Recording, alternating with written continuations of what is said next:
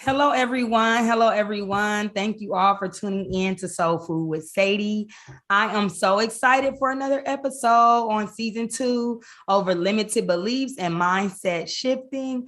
I am very honored to have another special guest who is the coach's coach. She has overcome childhood trauma, molestation, and she helps individuals overcome trials in their life. We have Mrs. Lisa Santiago. How are you? I'm so honored to have you here. Tell me about Abs- yourself. Absolutely. Thank you so much for inviting me, Sadie. I think that you're awesome. I can't wait to get it in with you. I am Lisa Santiago McNeil, and I am the coach's coach. I do believe that our trials and issues that we've gone through in our lives have actually created muscles that we would not have had if we had not endured them. And I help individuals who primarily go on to become coaches and consultants to tap into what it is that they've learned so that they can then share those great purpose filled muscles with the world. And I am looking forward to sharing more with you. Yes, that is good. I've never heard it put like that because when we work our muscles, we build them up. So that was just awesome. So, can you tell me how you got to where you are today? Absolutely. So that's a long or a short answer, right? Yeah. So it really every one of us started out in a place where they were presented to the world. Now the goal was that you were born and presented to the world in a favorable way. That does not always happen. When I was born to a very, very young mother who had not been protected and provided for herself. So when she was gifted me, she was not in a place to provide or protect me. And at a very, very young age, I actually remember as young as 2 years old, I have been not just managing myself, but also my younger sibling as well. What that actually did, though, was created both a responsibility and a feeling of guilt that probably should not have accompanied that age, because as I was trying my very best at 2.5 years old to care for someone else, I didn't have the skills. I didn't have the ability. I was a baby taking care of a baby. Yes. And because of that, I actually hurt my sibling unintentionally and carried that for a long time. I actually gave her spoiled milk that upset her stomach and made her very sick. Mm. And I blamed myself for a long, long time. But that didn't come out or come about as a part of the memories and the history until life continued to add negative, negative, negative upon negative. Finally being taken care of, or finally being put into a home. We went from house to house to house to house, from caretaker to caretaker to caretaker, to finally get in a place of what could be considered stability and love, with the exception of the fact that there was a predator who also lived there. And so you want to maintain the love that you have, Mhm. and you, even very, very young, you realize that there's some battles you got to fight to keep this peace, Yeah. right? So there was some situations that I felt like I had to withstand and endure with the abuse and the molestation in order to have the benefit of having a roof over my head, the love of the primary caretaker, and to have protection for myself and my sister. So it kind of led me into a place where I just felt like I had to do what I had to do. Mm. And so you do what you have to do to survive.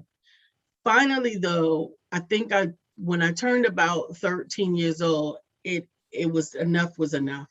Mhm. Enough was enough. It was at the point where, you know what, I can't have this anymore in my life. I'm not keeping my sanity. I'm not keeping myself or my sister safe. I gotta go, Mm. because if I stay here, I'm going to kill somebody, because Yeah. it's too much. Mhm. It's too much at this point. And ultimately ran away. I ran away after my 8th grade graduation. I did continue in school, living house to house to house to house, and doing everything that I had to do to stay alive. I worked full time at that age in Burger King. Wow. Yes. But quite honestly, it was people talk about like, how did you become an entrepreneur? Because I am a full-time entrepreneur, very successful for the past 5 years, but it didn't start out that way. Yes. It started out survival rather than entrepreneurship, and just wanting to live and to survive. And finally realizing that school wasn't doing it for me, and I couldn't earn the money that I needed to be independent. I needed to do something. And between sex and hustling and everything else, you do what you have to do what you need to do, which is why my ministry now with Women Empowerment Networks, which is the nonprofit end of my business, it really is about helping women to identify what their skills, gifts, and talents are so that they can make better decisions for their own independence. Wow. Right? If I knew that I could do something other than have sex and hustle and, fulfill whatever whim somebody needed in order to be able to find favor to stay with them, then I would have done something different. So it's really, that's not even the whole story. That's the cliff notes. Yeah. But I just really believe that as women, if we can get to a place where we can learn how to earn with our skills, gifts, and talents, that's truly economic independence, which is empowerment. It gives us an opportunity to stand on our own 2 feet and make decisions in our best interest versus making decisions just because you have to. Yes. Wow. That is powerful. What I took from that is at 2 years old, you had to learn how to survive. So because that root was planted, that seed was planted, and it began to grow from 2 all the way to 13, you had to survive through life, and you built your business off of survival first, but you somewhere along the line, you shifted your mindset and now you're thriving in that area. Can you tell us about some limited beliefs that stood in your way when you were shifting your mind from surviving to thriving in your business? Absolutely. Limiting beliefs are something that are like weeds. You have to consistently get rid of limiting beliefs. Yes. They're not, it's like taking showers, right? You can't take a shower today and expect that same shower to be working for you at the end of the week. You have to continue. Those limiting beliefs of value and self-worth were definitely limiting beliefs that had to be broken through. Understanding that you have value, that you are important, not just for yourself, but for the world. There are things that this world could not and will not have if you didn't finally step out in your truth, in who and what it is that you are. Those limiting beliefs that come along with finances were extreme as well. There was never enough. So you begin to believe that there is never enough. That there's no such thing as enough. You begin to limit the fact that there is abundance everywhere, and you have to shift that thinking and to begin to learn and understand that it is what you believe it is, and it is what you can see in your mind's eye. And that if we have to change where we are in order to physically and psychologically and spiritually, I might add, yes, get to where it is that we are supposed to be, we get to do that work. You don't have to do it. You don't have to. You can stay exactly who you are, where you are right now. But if you want more, you get to put in the work, the energy, the effort, the coaching, the praying, all of these things to get exactly what it is that you need. That is so true. In order to shift your mindset, I'm so thankful that we have freedom of choice, because I believe if we were all forced to do it, we would have individuals that's really bitter and angry about it, but when we have the choice, we can go in it gracefully. We can go on it knowing that abundance is ours. So I'm so thankful that we have that choice. Did you ever think that those beliefs in your finances and in your spirit and mind will ever hinder you from where you are today, getting to where you are today? Did I think that they would hinder me? So when they were hindering me, I thought that was all that there was. When they were hindering me, they were the reality, right? So the reality is the perception that you have decided to embrace. It was when I decided to embrace another reality that I began to create that reality. That is in my so life. Repeat that for the people that didn't hear that. That was just so good. Absolutely. It is when I decided to embrace that reality is when I began to accept that reality. When I embraced it, I did everything that had to be to create it. And that's why it's so important for each person to operate in their strength, in their testimony, in their ability, because everybody can't learn from everybody. It might be the same message, it might be the same truth, but they cannot hear it until you say it. Yeah. And that's why when I coach coaches, when I help them to evolve into the messages they're bringing, it's so important to bring about authenticity. Yes. Because the authenticity is more important than the message. Come on. The message is consistent. The message is biblical based, it's spiritual based, it's financial based. You can have everything. You can have all things. But the truth is you have to be able to recognize the truth from the person saying it. And that means it has to be in your voice, in your language, in a way that you can hear it so that you can begin to believe it. Because what you believe, honey, when you believe what you believe, you can make things happen. Come on. You can manifest greatness. You can manifest amazing things. You can begin to manifest the finances that you need, the mate that you need, the stability that you need. You can manifest everything. But the first step to that is believing that it is possible. Whatever you embrace, if you embrace the struggle, if you embrace the poverty mindset, that is going to be your reality. But if you embrace the abundance, if you embrace the healing, that is going to be your reality. That is so good. That helped me out too. Thank you so much. That was a nugget. I hope y'all got that gem because that was really good. What does mindset transformation mean to you?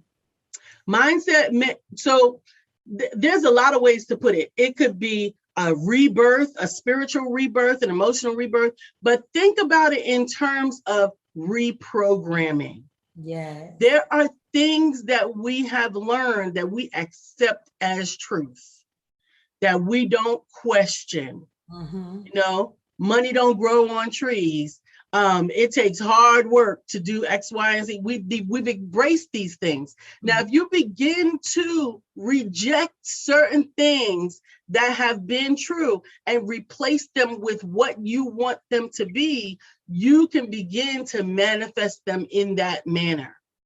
There used to be the belief, I think we've finally broken through this belief that you go to school, get good grades, go to college, get a good job, and then retire after 40 years, and then you can finally live your life. That was a lie forever and ever and ever. And not only was it a lie that was fed to us, but we were trained to brainwash the next generation. We were trained that not only do you keep this lie, you perpetuate this lie. So now what better truth is it to manifest greatness, to teach our children that you can be, do, and have anything that you can conceive, that there is no possible limit to the greatness that is within you.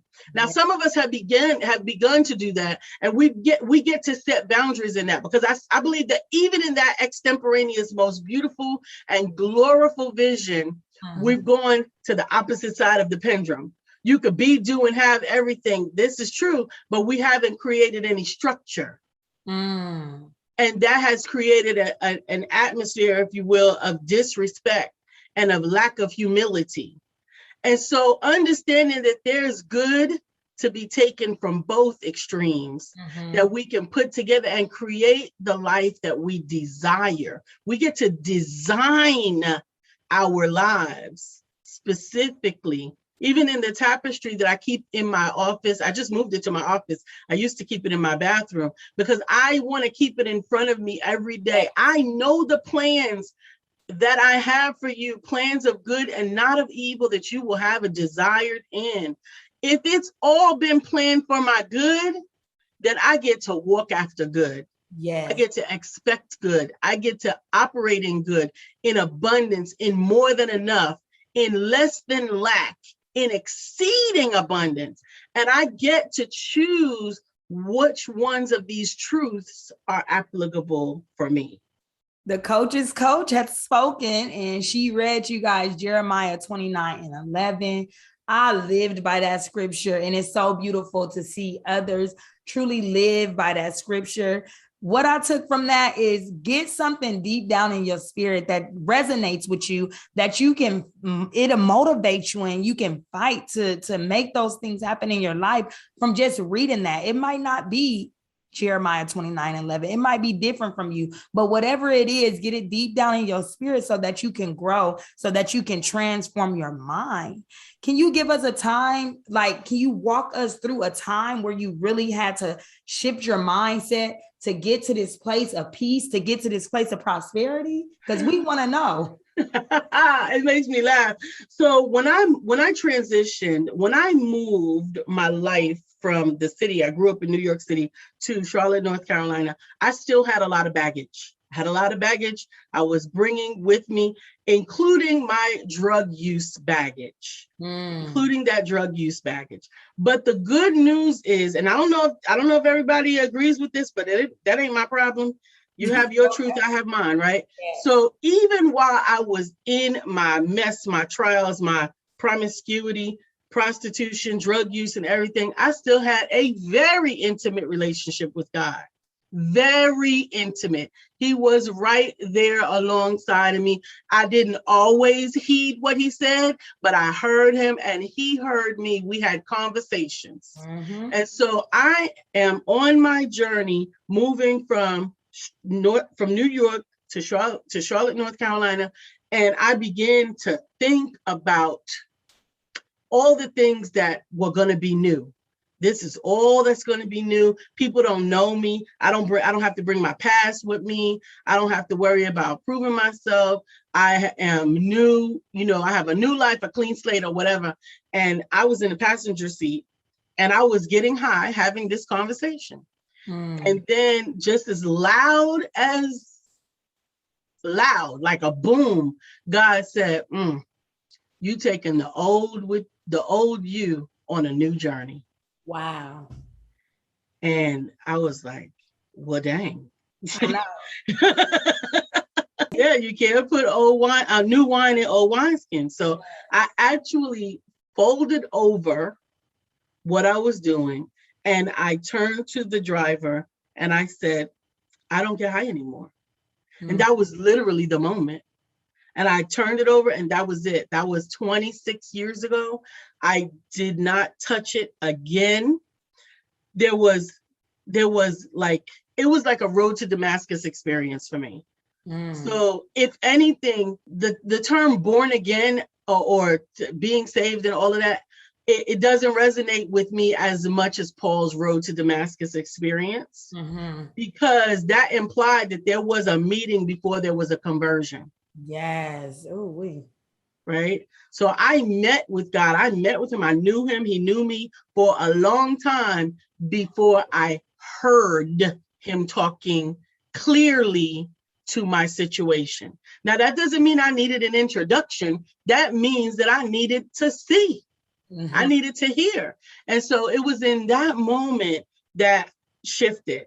And my life shifted, my everything shifted. I had been living from pillar to post. I had been doing everything that I could do back in New York. When I moved here, within 3 days, I had found a job and an apartment.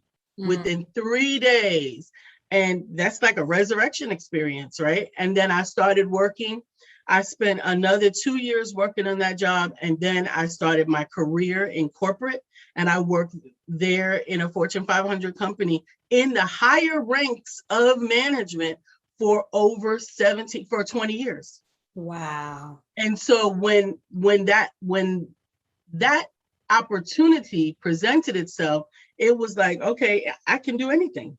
I can do anything, which was what made it really compelling when at the end of my journey in corporate, I had so much latitude. I'm so grateful to God for how everything worked out. I did nonprofit work. I had extended time off to commit to, all of these different things, to helping people, helping women, particularly build and grow. And then once again, loud voice, when will you trust me?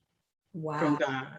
Because it was time to transition from the safety net that I never had growing up to now. I didn't realize that it was a safety net because I didn't have the credentials for that job. God put me in there. I didn't have, you know what I'm saying? There was a lot of things that I was still attributing to, thank you, God. This is your grace. This is your mercy. And he said, no, you don't have faith in me now. You have faith in the 1st and the 15th.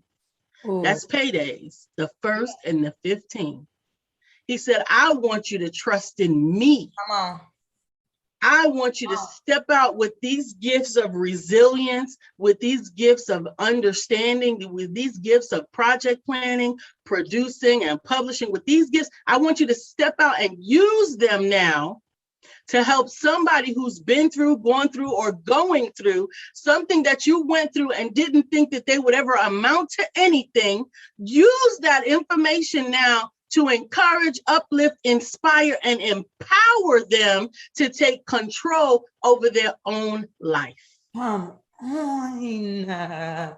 Come on. Somebody needs to be running around the room right now. Somebody needs to be running around the room. The coach's coach stated God was still using her when she was in her mess. All I kept hearing was that was just a process to your purpose, because now your purpose is being fulfilled. Yes. So if you did not go through that mess, how can you even be used? Here's the thing about the mess, right?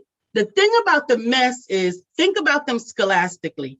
Think about them as the classes that you need to graduate that you would never sign up for.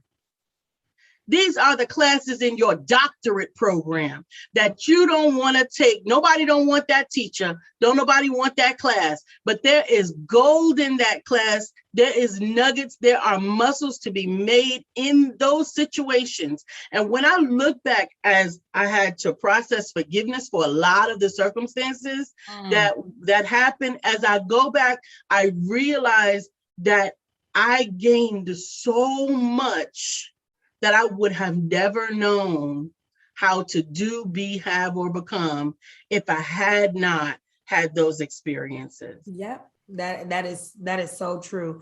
I just want somebody to really get it in their spirit, because the beauty in what she said was, even when she was in her mess, God never, ever left her side. He gave her grace to go through that, because she could have been killed in her mess. But God gave her grace to go through it because he's seen the bigger pictures. Sometimes we don't see the bigger picture.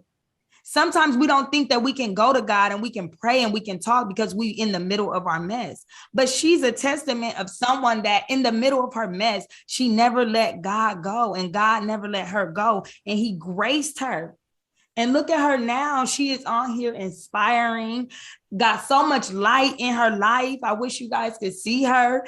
And it's just a beautiful thing. I'm just honored to have her on the podcast. I'm honored that she is planting seeds in you guys. I'm going to just call you Coach's Coach because it's just so powerful. At what point did you realize that mindset was hindering your life, and that if I don't get out of this, then it's over for me? Well, to be quite honest, I think it's just like Les Brown says, you got to hit rock bottom. Rock bottom is a great place. I know it feels like a sad place and don't nobody want to be there, but rock bottom is sometimes the catalyst to finally deciding enough of this. Yes. Enough of this. Rock bottom will let you realize that there is so much more for you to do, have, be, and become. Like, you look at the situation, you look around, and you say, you know what, this ain't it. So for me, there have been series of rock bottoms. It's not just one time. Every time you go to a new level, you hit another bottom, you hit another place that you realize that, you know what, this is not for me. This is not what I want. This is not where I want to be. So for the first rock bottom, I mean, the rock bottom from the transition to New York to Charlotte was the drugs. It was the moment in the drugs. I had stolen, I had taken everything I could. I had loaded it up on a U-Haul. We were driving to North Carolina, and here I am still doing the same mess that got me where I was in New York. It's time to do something different. So that was a rock bottom.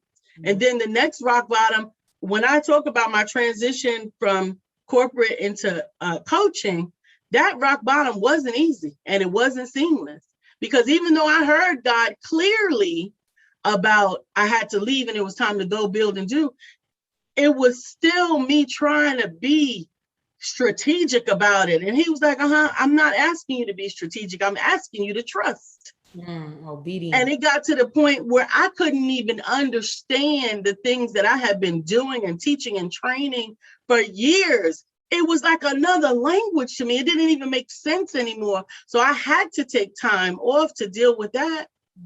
I had to take time off, and it was just, the time kept going, and it was time to go. It was time to leave. Yeah. And then just each rock bottom comes to the place where, you know, nobody's going to do it but you. That's the real rock bottom. When you realize, if I don't do it, it won't get done. And whatever the it is, it's got to be important enough to save your life. Powerful. Whatever the it is, it has to be important enough to save your life. Whatever the it is, it has to be important enough to save your life. Let that sit in y'all spirit for a while. Think about what y'all it is. It might be your children. It might be your career. It might be your health. Whatever it is, let it be important enough to shift your mindset so that you can save your life. So I see that you let your mindset help you get through these obstacles in life. Can you tell us why it's important that our mindset is at the right place in order to get through obstacles in life? So our mindset is a product of the getting through. It is the thing that gets us through. It is the thing that shifts us. Whether you're